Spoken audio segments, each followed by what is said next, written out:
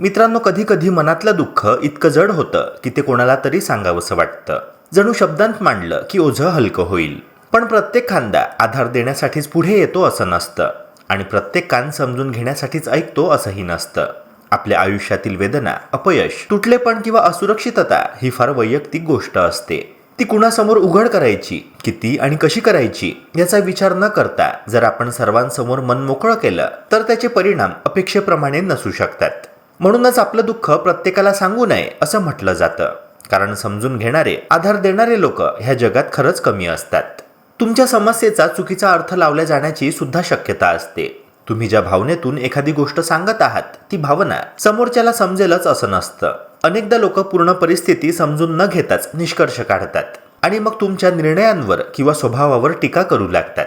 तुमच्या संघर्षामागचं कारण समजून घेण्याऐवजी ते त्यावर मत मांडतात, तुलना करतात किंवा दोष देतात. अशा वेळी तुमचं दुःख कमी होण्याऐवजी वाढतं, कारण तुम्हाला पुन्हा स्वतःला समजावून सांगावं लागतं. गैरसमज आणि टीका ही जखमेवर मीठ चोळण्यासारखी असते. ती वेदना शांत करत नाही, उलट ती अधिक तीव्र करते. मित्रांनो, काही लोक तुमच्या भावनिक स्थितीचा गैरफायदा घेऊ शकतात. जेव्हा एखादी व्यक्ती मानसिकदृष्ट्या कमकुवत असते तेव्हा ती आधाराच्या शोधात असते. पण सर्वजण त्या आधारासाठी प्रामाणिक नसतात. काही जण तुमच्या असुरक्षिततेचा वापर करून तुमच्यावर प्रभाव टाकण्याचा, वर्चस्व मिळवण्याचा किंवा स्वतःचा स्वार्थ साधण्याचा प्रयत्न करू शकतात. तुमच्या कमकुवत बाजूचा वापर तुमच्या विरुद्ध केला जाऊ शकतो. म्हणूनच प्रत्येकाला आपल्या मनाची चावी देणं योग्य नसतं. भावनिक सुरक्षितता जपणं हे स्वतःची काळजी घेण्याचाच एक भाग आहे. दुःख सांगितलं की सल्ले मिळणं साहजिक असतं, पण सर्व सल्ले उपयोगीच असतील असं नसतं. अनेक जण परिस्थिती न समजता त्वरित उपाय सुचवतात. हे कर, ते सोडून दे, इतकं काय मोठं आहे. पण अशा प्रतिक्रिया मन अधिक अस्वस्थ करू शकतात.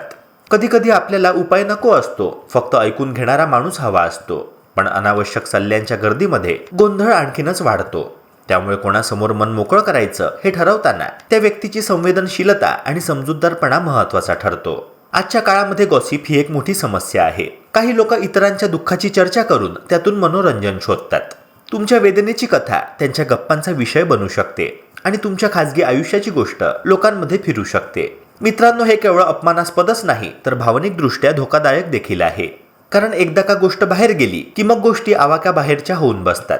म्हणूनच प्रत्येक गोष्ट कोणाला आपलं समजून त्याच्याशी शेअर करणं शहाणपणाचं अजिबात नसतं. आपल्या आयुष्यातील काही गोष्टी फक्त आपल्या पुरत्याच मर्यादित ठेवणं गरजेचं असतं. मित्रांनो, एक महत्त्वाची गोष्ट नेहमी लक्षात ठेवा. फक्त विश्वासू आणि मनापासून आपली काळजी करणाऱ्या व्यक्तींशीच मन मोकळं करावं. ज्यांनी तुमचं भलं नेहमीच मनात ठेवलं आहे, ज्यांच्याकडे सहानुभूती आहे आणि जे तुम्हाला जज न करता तुमचं शांतपणे ऐकू शकतात, अशांपुढेच आपल्या भावना मांडा.